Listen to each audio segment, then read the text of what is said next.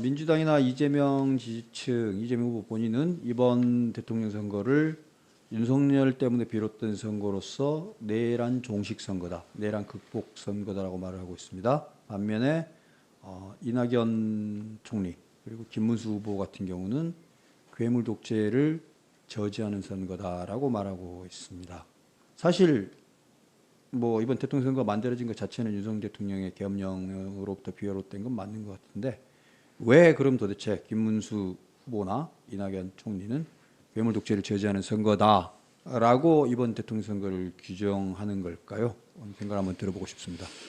그러니까 이 선거가 그냥 12.3 해서 탄핵이 되고 4월 4일이죠. 탄핵이 되고 이렇게 6월 3일 이렇게 됐으면은 뭐 내란 종식 선거 그 당연할 겁니다. 근데 이제 그 사이에 벌어진 일들을 보면은 이건 내란 종식 플러스 사법부를 이재명 후보가 장악하겠다는 의도를 여러 번 보인, 너무나 분명하게 보인데 이제 문제가 시발이 되는 거죠. 그럼 왜 사법부 장악을 하려고 하느냐는 그건 뭐 누구도 답을 가지고 있죠. 이재명 후보의 사법 리스크를 완전 종식시키겠다.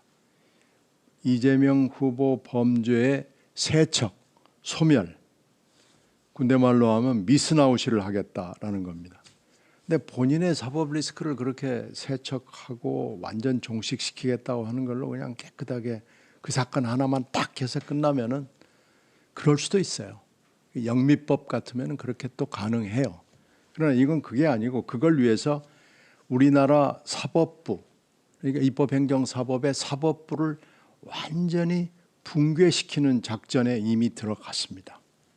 그래서 각급 법원의 수장인 대법원장을 일단은 압박을 하고 있는데 대법원장 개인에 대해서 압박을 하는 것만 해도 한 5가지입니다. 공수처 수사 지금 들어갔죠. 특검 수사하겠다고 협박하고 있죠. 청문회 하겠다고 협박해서 지난번에 이제 출석은 하지 않았지만 청문회 1차 했죠. 사퇴 압박을 여러 사람들이 공식적으로 공개적으로 하고 있죠. 그리고 탄핵 카드 들이밀죠. 그러니까 조희대 대법원장 개인에 대해서만 5가지를 하고 있고요. 법원에 대해서도 카드가 많습니다. 헌법재판소를 동원해서 사심제로 하겠다고 그러고요. 법 왜곡죄 동원하겠다고 그러죠. 그리고 대법관의 숫자를 뭐 30명 내지는 100명. 그리고 이제 여론이 나쁘니까 100명 카드는 슬쩍 집어넣지만 언제 나올지 모르는 카드죠. 그러면서 또 끔찍한 얘기는 후보의 입을 통해서 깨끗한 법원 얘기를 했습니다. 이것은 그 이태리의 깨끗한 손, 그 수사 검사를 얘기하는 깨끗한 손을 연상시키는 깨끗한 법원, 완전히 법원을 쓸어버리겠다는 겁니다. 그리고 정청래 법사위원장은 정권 바뀌면 법원 각오해라라는 아주 조폭들이나 쓰는 용어를 방송에 나와서 공공연하게 얘기를 하고 있고요. 이 정도 되면은 사법부를 완전히 거의 장악을 넘어서서 개비를 하겠다는, 완전히 새로 만들어나겠다는 얘기고, 이건 뭐 거짓말이 아니고 정말인 거예요. 이게 내란 극복하고는 한참 동떨어진 이야기 같은데요. 그러니까 내란 극복은 지금 사실 어떻게 보면 어느 정도 진행이 돼서 잘 나가고 있습니다. 왜 그러냐면 내란의 실행은 그날 새벽까지 끝나버린 거 아니에요. 내란은 불과 어찌 됐든지 간에 뭐 2차 계엄을 하려고 했든 안 했든 지금 수사가 좀 잘 진행이 되질 않아가지고 이 수사를 현재 믿을 수도 없고 전모가 드러나지는 않았죠. 그러나 하여튼 내란의 실행은 어찌 됐든지 간에 3시간도 못 돼서 이건 끝났고요. 정치적 절차는 국회 절차하고 헌법재판소 절차로 끝났습니다. 그러니까 4월 4일 날 끝났습니다. 현재는 법적 절차가 진행 중인데 법적 절차는 수사와 재판인데 수사는 아직도 진행 중이고요. 이제 특검은 불가피하게 해야 될 가능성이 있어요. 근데 재판은 지금 1심이 진행 중인데요. 이건 아마 3심까지 진행이 되려면 몇 년이 걸릴지 사실 장담하기가 매우 어렵습니다. 이렇게 따지면 법적 절차는 굉장히 오래 끌 겁니다. 이렇게 따지면 그러면 법적 절차가 완료될 때까지 내란 사태가 종식이 안 됐으니까 계속 내란 할 건가요? 이제 정치는요. 실행을 완전히 진압했고 정치적 절차가 끝났기 때문에 이제 정치는 내란을 넘어서서 비욘드 내란, 그러니까 내란 건너편에 우리가 무엇을 해야 되는가를 하는 것을 국민들한테 보여주고 내란 극복 플러스 미래를 위해서 우리는 이러이러이러한 걸 하겠다라고 이번에 얘기를 하는 선거가 되는 게 맞습니다.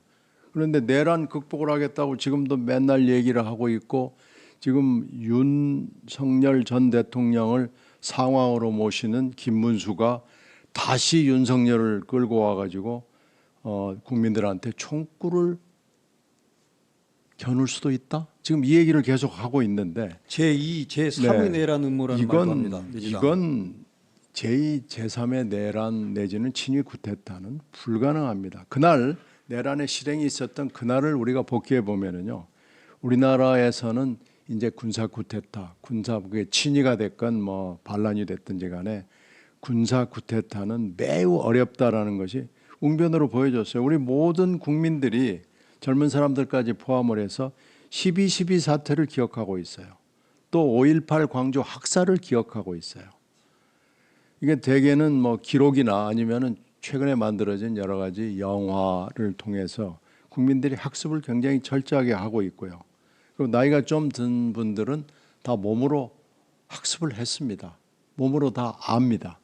그래서 그날 보면은 젊은 군인이건 지휘부에 있는 군인이건 간에 명령을 하달을 해도 들으려고 하지를 않아요. 그걸 이제 군대에서 상하 관계를 특별 권력 관계라고 하는데요. 특별 권력 관계의 핵심은 부당한 지시가 있을 경우에 이 지시를, 이 명령을 들어야 하는가가 핵심입니다. 그런데 그날 보면은 부당한 지시가 있었어요. 대통령으로부터 사령관을 통해서 참모장까지 연대장, 대대장까지 다 있었어요. 그런데 어느 누구도 가서 끌어내려고, 그게 국회의원이든지 뭐 인원인지 잘 모르지만 끌어내려고 적극적으로 했던 사람이 보이질 않습니다. 안 보입니다. 이게 다 최근의 역사에서의 학습 효과가 있고요. 조금 더 올라가면 유신과 뭐 12구나 뭐 이런 것들이 한국의 60년대 이후의 역사들이 다 우리 머릿속에서 작동하고 있기 때문에 이제 친위 쿠데타는 불가능하다는 것이 다 나왔고요. 그리고 그날 최신 그 기술을 가지고 아버지들이 그 특전사나 그 해당되는 부대에 들어가 있는 그 자기 자녀한테 문자를 보내잖아요. 절대로 민간인들의 손을 대서는 안 된다. 총을 쏴서도 물론 안 되지만 절대 민간인들을 다치게 해서도 안 된다라는 얘기를 문자로 보내잖아요. 뭐 예전에는 그렇게는 못했어요. 12.12 때는 그렇게 못했지만 이제는 디지털 시대예요. 그 챗 GPT가 있는 시대예요.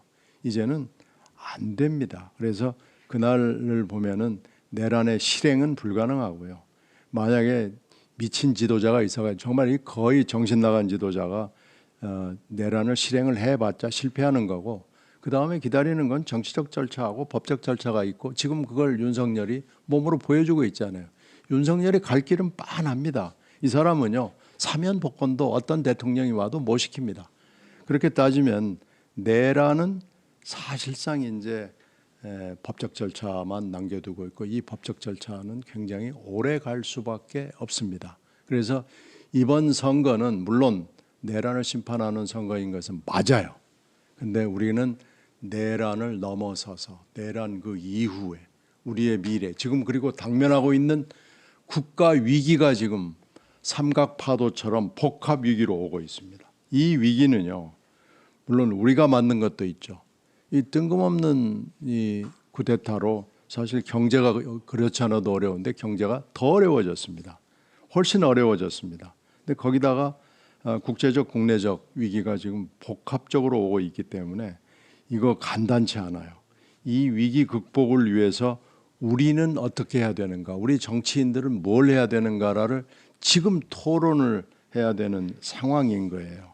지금 여기다가 사법부를 거의 붕괴시키는, 절멸시키는 조치를 시리즈로 이렇게 내가지고 사법부하고 싸우고 있을 때가 아닙니다. 지금 현재 초점이 잘못됐어요. 이렇게 되면은요, 나라가 국가 위기의 이 성격 파악도 제대로 하지 못하고 국가 위기를 극복하는 얘기를 하는 단계에 들어가 있는데 그걸 지금 얘기하는 게 아니고 사법부를 어떻게 손을 볼 것인가라는 얘기만 하고 있는데요. 지금 사법부의 손을 보는 요체는, 핵심은, 그리고 앞으로의 방향은 사법부를 붕괴시키는 것이고, 그 사법부 붕괴의 이유는 이재명 범죄의 세척과 소멸입니다. 지금 이미 들어갔습니다. 1단계는 지금 현재 재판이 진행 중인 5개의 재판을 모두 다 중지시켰습니다. 이게 1단계고요. 지금 2단계도 이미 실행에 들어갔습니다. 2단계는 재판을 대통령 재임 중에 정지시키는 겁니다. 이건 헌법 84조의 해석을 통해서 아마 그렇게 될 거고, 이미 형소법이 발의가 돼가지고 법사위를 통과했어요. 이건 본회의만 남긴 걸로 제가 알고 있는데요. 물론 헌법 84조는 이런 경우를 예정한 게 아닙니다. 제가 여러 번 설명을 드렸는데 헌법 84조는 대통령 재임 중의 범죄에 관한 규정입니다. 내란 범죄 같은 것만 소출을 할 뿐이다라는 건데, 이 84조가 대통령이 되기 전에 범죄로 확장 해석을 하려고 지금 하는 거죠. 근데 이제 형사소송법으로 규정을 함으로 해가지고 이걸 헌법재판소와 대법원의 해석을 통해서 아마 이제 재판이 정지가 될 거예요. 재판 중지가 아니고 재임 중에 정지가 될 거예요. 이게 이제 2단계고, 이건 이미 됐고요. 그리고 이제 조희대를 어떻게 제거할 것이냐, 어떻게 망신을 줘가지고 그 칠링 이펙트, 완전히 사법부를 장악할 것이냐라는 것이 이제 2단계의 주요한 일이 되겠죠. 3단계가 이제 문제인데, 3단계는 현재 이재명 후보가 갖고 있는 5개의 재판을 어떻게, 지금 현재 어떤 것은 3심을 지나서 유죄의 취지로 파기환송이 돼 있고, 어떤 건 2심에 돼 있고, 어떤 건 지금 3개는 1심에 계류 중인데, 1, 2, 3심 각급 법원에 계류되어 있는 것들을 어떻게 할 것인가를 굉장히 열심히 고민을 해서 이게 거의 방향이 서 있는 것 같아요. 그걸 어떻게 우리가 알았느냐면은 토론에서 2차, 3차 토론에서 계속해서 이 질문이 나올 때마다 조작 기소 내지는 억지 기소라는 표현을 이 후보 본인이 여러 번 얘기를 합니다. 그리고 또 하나는 이화영이 지금 정치자금법 위반으로 수원지방법원에서 재판을 받고 있어요. 그런데 이 재판은 사실은 뭐 전혀 상관이 없는 건데, 이 재판에서 대북송금 재판이 이미 확정이 된 건데, 이걸 이재명 후보가 대통령이 되면은 다시 한번 생각을 해야 된다, 재고해야 된다라는 얘기를 변호인 입을 통해서 합니다. 이 얘기는 뭐냐면은 이미 형은 확정이 됐지만 이것은 조작 기소에 뭐 냄새가 있기 때문에 이거 다시 한번 내 것도 들여다봐야 된다. 그러니까 이건 측근이잖아요. 측근 것도 들여다봐야 된다라고 얘기를 하고 있는 거예요.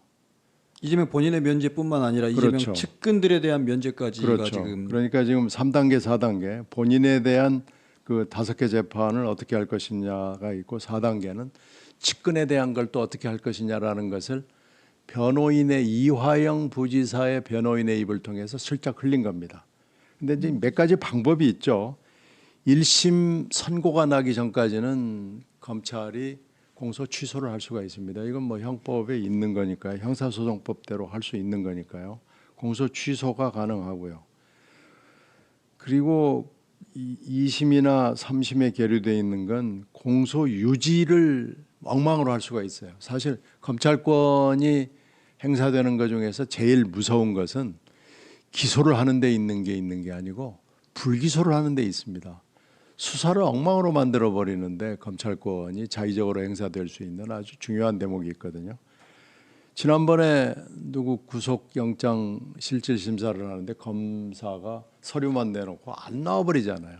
이제 그런 식이에요. 그래서 아주 소극적으로 공소 유지를 하거나 구형해서 거의 뭐 의미 없는 구형을 해가지고 그냥 재판을 흐지부지 만들어 버리는 것이 가능합니다. 이렇게 따지면은 1, 2, 3, 4단계가 일부는 이미 실행에 들어갔고 일부는 지금 이렇게 갈 것이다라는 시사를 분명히 했기 때문에 이건 이재명 대표가 범죄를 거의 세척을 해서 탈출을 시도한다고 볼 수밖에 없습니다. 그리고 이제 마지막에 일이 잘 안 되면 셀프 사면 복권도 가능하니까요. 이렇게 따지면 이재명 대표 지금까지 정말 힘들게 살아왔던 것을 완전히 일소할 수 있다라는 좀 희망에 차 있을 겁니다. 그런데 뭐 좋아요. 좋은데 자기 혼자만 이렇게 하는 게 좋은데 금방 말씀드렸던 대로 사법부는 붕괴되는 겁니다. 이걸 위해서 대법원장부터 시작해서 온 사법부에 대해서 쫙 줄을 세우고 하는 거죠. 일선 판사들도 재판 잘못하면 법 왜곡죄로 을로될 수 있는 뭐 꼼짝 못하게 하는 거죠. 그러니까 87년 이전에 박정희 전두환 시절에는 판사들을 사실 인사권으로 꼼짝 못하게 했어요. 그리고 대법원장이나 주요 법원장이나 이런 분들이 할 만한 분들이 못하는 경우가 굉장히 많았습니다. 물론 존경받는 분들이 되는 경우도 있었지만은요. 이런 분들이 어떻게 해서 대법관이 됐지? 어떻게 법원장을 하지? 하는 분들이 굉장히 많았거든요. 그게 왜 그러냐면 인사로 장악을 하는 거고요. 또 하나 아주 우리나라의 독특한 것은 서울 형사지방법원하고 서울 민사지방법원을 분리를 했어요. 그래서 형사사건만 전담을 하는 법원이 아예 생겨가지고요. 서울 형사지방법원은 법원장부터 단독판사까지 부장은 물론이고요. 특정 지역 출신은 아예 그쪽으로 인사 발령을 하지를 않았습니다. 그리고 제가 그 당시에 출입 기자를 했는데 거기 가는 것을 굉장히 영광으로 생각하는 기류가 일부 판사들한테 있었어요. 물론 일부 판사들은 굉장히 괴로워하는 분들도 있었죠. 그렇게 해가지고 영장 단계에서부터 그 선고 단계까지 대개는 1심을 하지만 가끔은 단독 경우에는 2심도 그 형사법원에서 합의부에서 하기 때문에 1, 2심을 통제를 했습니다. 그리고 대법원은 대법관들을 통제를 하면서 형사 재판에 관한 공판에 관한 한 일사불란하게 움직이도록 독재 정권을 했죠. 그런데 이제 87년 이후에 그런 것들이 쓰러져 버리니까 지금 우리가 보고 있는 것은 참 생소한 광경입니다. 제가 들은 얘기 중에는 말을 안 듣는 판사들이 가끔 있었을 거 아니에요. 그 중에는 이제 1차 사법파동이 71년도에 있었던 건데 1차 사법파동은 그 당시에 대법관이 9명이었는데요. 그 중에 일부는 데려다가 팼습니다. 뭐 그런 정도였어요. 그래가지고 그때 제가 출입을 할 때 보니까 우리는 맞았다 하는 판사들이 있었어요. 그 정도로 독재 정권이 악랄하게 했습니다. 그래서 형사지방법원장이랄지 수석부장들은 그 상부에서 내려오는 명령을 수행하는데 굉장히 물론 적극적으로 하는 분들도 있었지만은 곤혹스러워하는 거였습니다. 그런 시절이 있었는데 87년도 이후에 지금 우리가 눈앞에서 보고 있는 이런 건 고문이나 이런 그 어떤 압박에 의한 것만 없을 뿐이지 사실상 독재 정권 시절보다도 더 심한 거 아닌가 그런 느낌을 받습니다. 입법을 통한 독재? 그러니까 그렇죠. 합법을 가장한 독재가 되는 건가요? 합법적 독재, 민주적 독재 뭐 이런 게 지금 되는데 이게 아마 학술 용어로도 있을 거예요. 그래서 이게 정치학이나 법학에서 합법적 독재, 민주적 독재 지금 우리가 이걸 눈앞에 보고 있는 거고요. 이것이 우리 눈앞에 펼쳐지고 있는데 그리고 내란 종식은 사실상 상당 부분이 진행이 돼서 법적 절차만 남겨두고 있는 상황인데 내란 종식을 위해서 우리가 매진을 해야 된다. 이것만이 이번 선거에 어떻게 보면 시대적 과제다. 이렇게 얘기하는 건 한쪽 면을 지금 가리고 있는 겁니다. 논리적으로 좀 정리를 해보면 애초에 지금의 대통령 선거를 만든 건 윤석열 대통령의 계엄령 선포였기 때문에 이번 대통령 선거는 아마 내란 극복 선거다라고 말하는 게 일견타당해 보이지만 그 헌법재판소의 파면 결정으로 정치적으로는 일단락이 됐고 제2, 제3의 내란이 일어날 가능성은 현재 대한민국 조건에서는 불가능. 그리고 법적인 내란 종식은 사법부의 판결에 의해서 이루어질 거기 때문에 법적 절차만 남아 있는 상황. 이건 정치인이 더 개입할 필요가 없고 그런데 민주당과 이재명은 그런 것들을 해결하겠다고 내란을 종식하겠다고 말하면서 사실 실제로 한 일은 범죄 혐의를 청산하려는 노력, 사법부를 겁박하고 범죄 혐의를 청산하려는 노력들이 실제로는 몇 달 동안 이루어진 것들의 전부였다. 일종의 괴물 독재로 간다. 지금 그렇게 말씀을 하신 건가요? 그렇죠. 그러니까 이렇게 이제 계속해서 만약에 집권을 이재명 대표가 한다 그러면은 사법부는 붕괴로 갈 수밖에 없어요. 그러면 이제 우리나라 사법부가 어떻게 될 것인지는 뻔해요. 거의 박정희 전두환 시절의 사법부로 돌아갈 가능성이 매우 높은데요. 그럼 뭐 사법부 없어도 괜찮다 이렇게 생각하면 뭐 간단하죠. 근데 이 사법부가 붕괴가 되면 무슨 일이 벌어지냐? 대통령이 이렇게 되면은요, 이제 억울한 사건의 관련자들이 굉장히 많이 늘어나고요. 이 억울한 관련자는 우리 국민들만 문제가 되는 게 아니고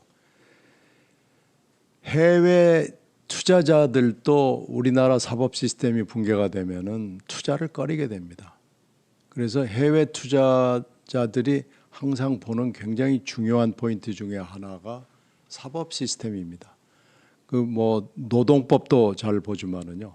여기서는 재판이나 수사를 했을 때 제대로 해주는가, 공정하고 객관적이고 뭐 이런 그 룰 오브 로가 제대로 이루어지는가라는 걸 보거든요. 근데 우리나라 사법 시스템이 붕괴가 되면은 해외 투자자들이 외면을 하게 될 거예요. 그러니까 바로 경제에 영향을 주고요. 이런 것들이 우리나라의 그 국가 이미지, 국가 위상 이런 데 아주 직격탄으로 작용을 합니다. 이건 심각한 문제가 될 거예요. 그래서 언론도 마찬가지지만은 이 사법 시스템은 결국 국가의 얼굴입니다. 이 얼굴을 만약 여기다 지금 먹칠을 하려고 그러는 거고 붕괴시키려고 그러는 건데 이건요.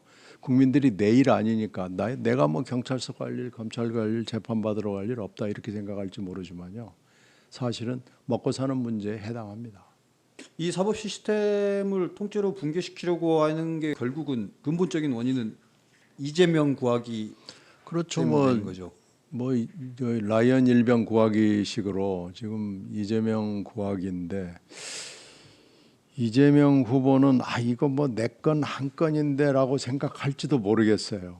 그 내가 뭐 지금 본인이 생각하는 것처럼 억지 기소, 뭐 조작 기소를 당해서 이렇게 된 거지. 난 지금 억울하다라고 얘기할지 모르겠어요. 근데 설령 억지 기소라고 하더라도 이렇게 사법 시스템을 붕괴시키면서까지 해야 될 일은 아니죠. 만약에 정말로 억지 기소고 조작 기소라고 그러면은 다른 방법이 얼마든지 있습니다. 이렇게 대법원장을 겁박하고 판사들을 다 겁박하면서 이렇게까지 하면서 내 죄를 탕감을 하려고 그러는 건 이건 국가 지도자로서 맞지 않는 얘기입니다. 예. 이걸 여쭤보겠습니다. 그래도 김문수하고 같이 하는 건 좀 너무한 거 아니냐? 내란 세력과 공조한다는 건 좀 해괴하다. 오늘 이재명 후보는 해괴하다라는 표현을 쓰셨는데요. 김문수와 같이 한다라는 이낙연 총리의 판단, 결정. 이것이 해괴합니까? 해괴하지 않습니까? 아니 지금 어쩔 수 없는 선택이죠. 지금 현재 당선 가능권에 들어와 있는 두 후보가 있는데 한 후보는 사법부를 붕괴시키려고 하고 결국 나라의 미래를 지금 바꿔먹는 거고요. 한 후보는 마음에 들지는 않죠. 그런데 그런 정도는 아니잖아요. 지금 내란 세력하고 가까웠던 사람인 건 맞잖아요. 그 윤석열 밑에서 노동부 장관을 했고 지금 현재도 윤석열 문제만 나오면은 깨끗하게 얘기를 못 하고 있는 건 맞잖아요.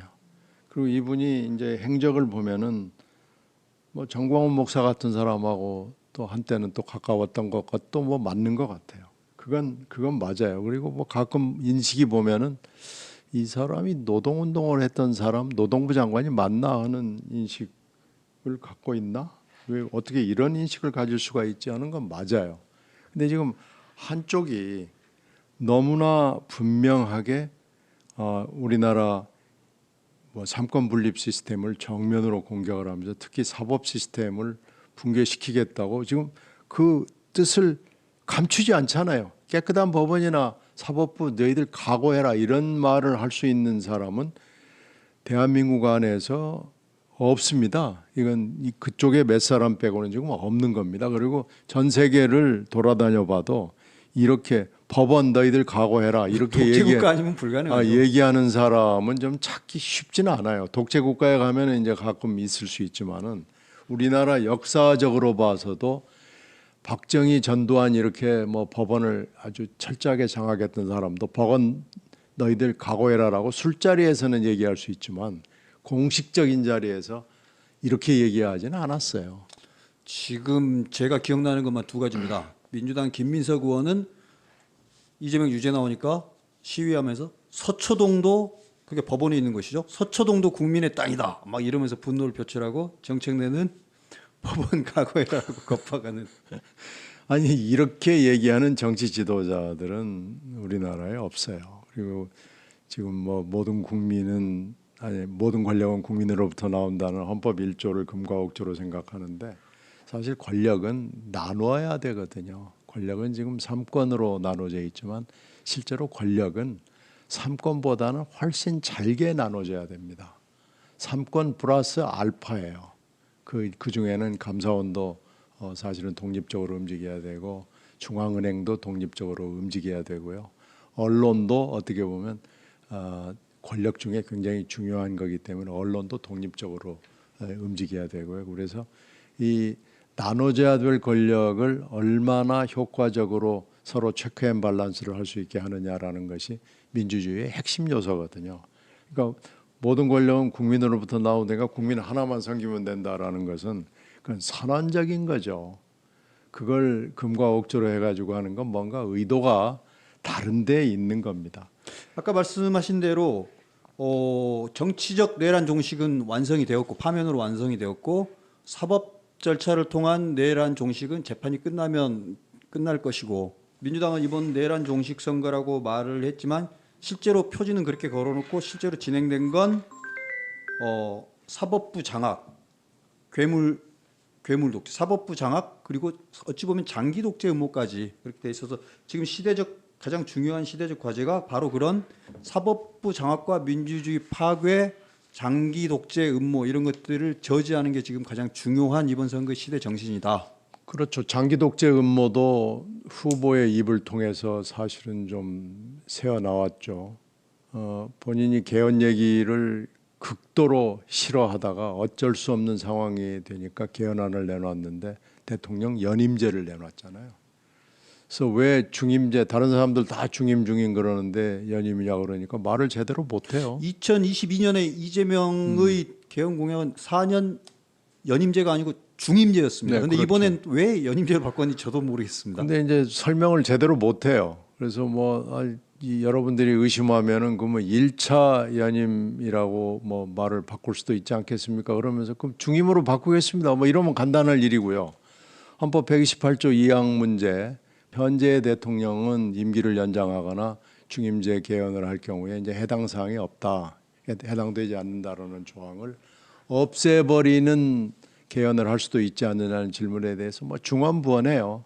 학계 의견이 그렇다라는 말도 하고 국민의 뜻이라면이라는 말도 합니다. 사실 뭐 그냥 그 128조 2항은 손댈 수 없는 조항이고요. 뭐 그러면 그냥 끝날 일을 학계 찾아쌓고 국민 찾아서 국민하고 민주를 너무 입에 자주 올리는 사람은 좀 의심이 가거든요. 그러니까 이게 128조 2항을 손댈 수도 있고 아니면은 연임제로 하면서 나는 연임제 개헌이니까 이 128조 2항과 해당이 없다라고 해서 빠져나갈 수도 있고요.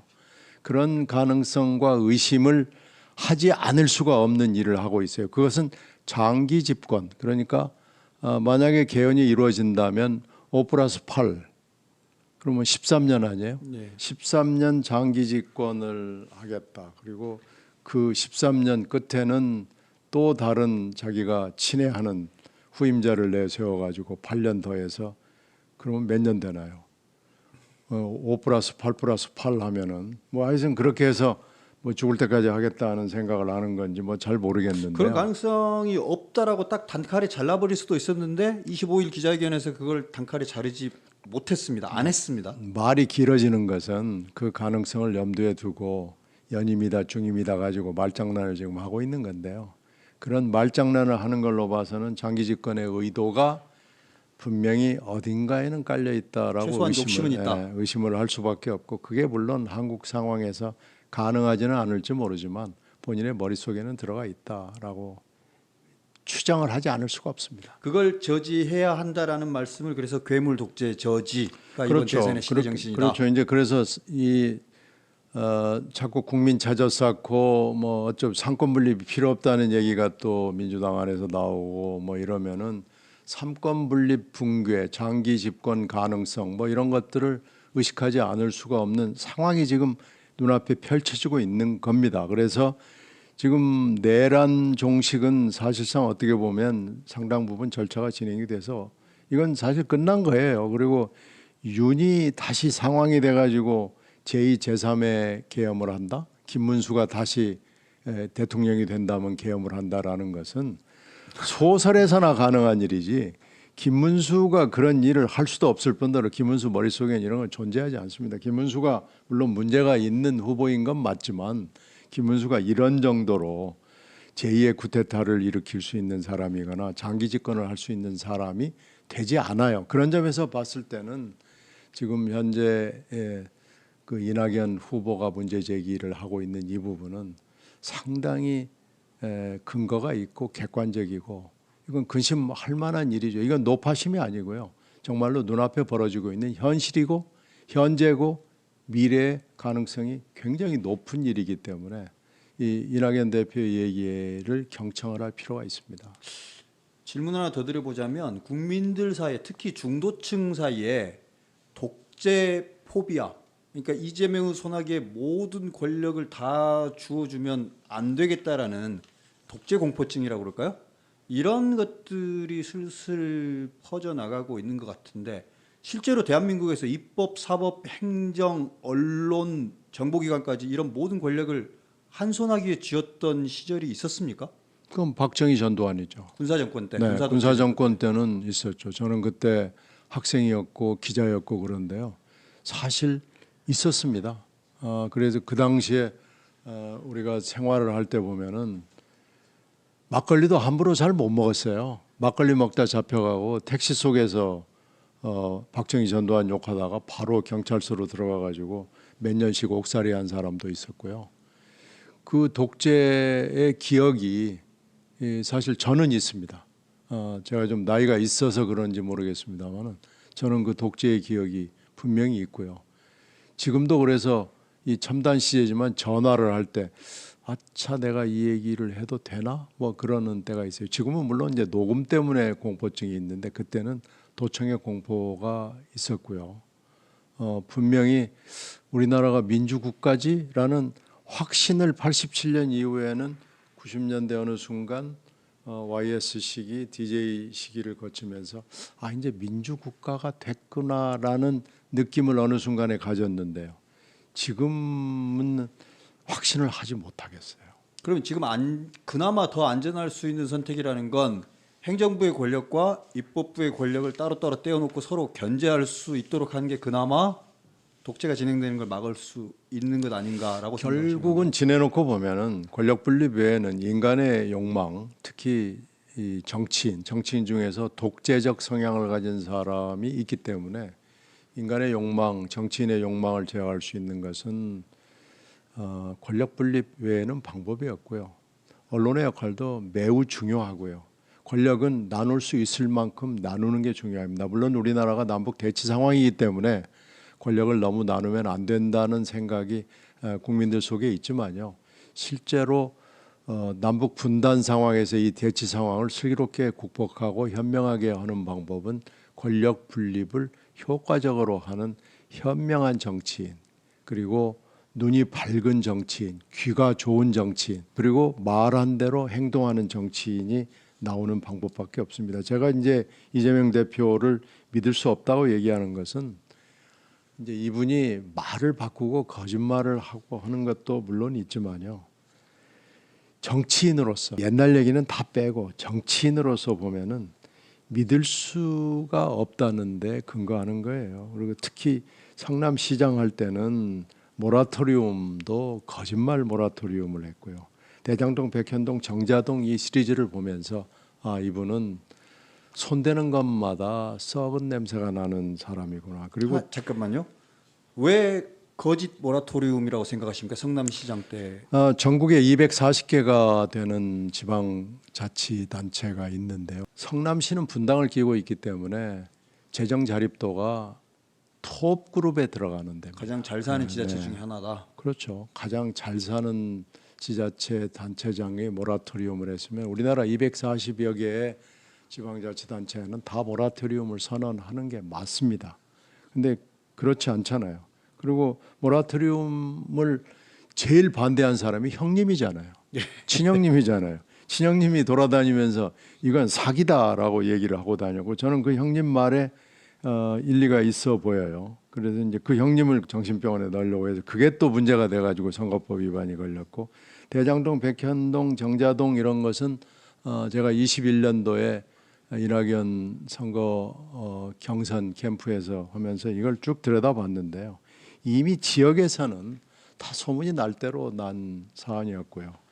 이걸 어떻게 이렇게 지방자치단체장이 할 수 있는지 모르겠어요. 물론 지방자치단체장이 이런 경우가 물론 있는데 이렇게 많이 한 사람은 참 드뭅니다. 그리고 이제 최근에 일어났던 일들은 보도가 많이 됐기 때문에 제가 언급하지 않겠는데요. 이 불신 그리고 이분은 한다면 하는 것 같아요. 그건 있는 것 같아요. 근데 그 한다면이 좋은 일 같으면은 뭐 누가 말리겠어요. 근데 전혀 상식적이지 않은 일을 한다면 해버리기 때문에 저는 이 사법부 붕괴 문제도 할 것 같아요. 대통령이 되면 할 것 같아요. 근데 이 사법부 붕괴는 말씀드린 대로 나라가 망하는 지름길로 올라서는 겁니다. 어떻게 보면 패스트 트랙에 올라서는 거기 때문에 나라를 망하게 할 수는 없잖아요. 나라를 지금 업그레이드해도 지금 시원찮은 상황이고 이 삼각 파도의 복합 위기를 극복해 나가야 되는 중차대한 순간에 우리가 들어가 있는데 여기에 이미 사실 상황이 많이 종식이 된 내란 종식에만 매달려 가지고 이번 선거를 치러 가지고는 이 나라의 위기를 극복할 수 없고 오히려 지금 나라가 망하는 패스트 트랙으로 올라갈 가능성이 매우 높습니다. 예, 끝으로 질문 마지막으로 하나 더 드리겠습니다. 상당히 많은 국민들이 정치판 들여다보기도 싫다. 특히 3차 TV 토론을 보면서 약간 조금 혐오스러운 발언들도 오고 가고 비판만 일삼는 그런 걸 보면서 투표장도 가기 싫다 이런 말씀하시는 분들도 있는데 마지막으로 대통령 선거를 앞두고 유권자들에게 당부하고 싶으신 말씀이 있으시다면요? 저도 동의합니다. 투표장에 가기도 싫다라는 부분에 동의합니다. 저도 저희 집사람하고 같이 이번에 투표를 하지 말까 하는 얘기를 상당히 깊게 얘기를 했어요. 근데 역시 투표를 포기하는 것은 아닌 것 같아요. 자기 의사 표시를 하는 것이 맞는 것 같고요. 이번에 아마 기권율이 굉장히 높다고 전망하는 분들이 많이 있어요. 실제로 그렇게 될지도 모르겠어요. 근데 기권을 하는 것은 다수표를 얻는 사람이 어떤 사람이 될지는 모르겠습니다만은 그 다수표를 얻은 사람이 소망스럽지 않은 사람이 될 경우 그건 기권표는 그 사람한테 어떻게 보면 비단길을 열어주는 일이 결과적으로는 그렇게 될 겁니다. 그래서 그냥 포기하지 마시고 일단은 의사표시를 해 주시는 게 저는 맞는 것 같아요. 제가 누구라고 얘기는 못하겠습니다만은 하여튼 그건 의사표시를 분명하게 해 주는 것이 맞고요. 기권표가 너무 많이 나오는 것은 저는 좀 바람직한 현상은 아니다. 이게 지금 정치 혐오, 정치 기피 뭐 이런 어파시라고 얘기를 하는데 그 현상이 항상 결론적으로 독재자의 길을 열어주는 경우가 역사적으로 많았습니다. 그래서 그런 선택을 우리가 이번에 안 했으면 좋겠습니다.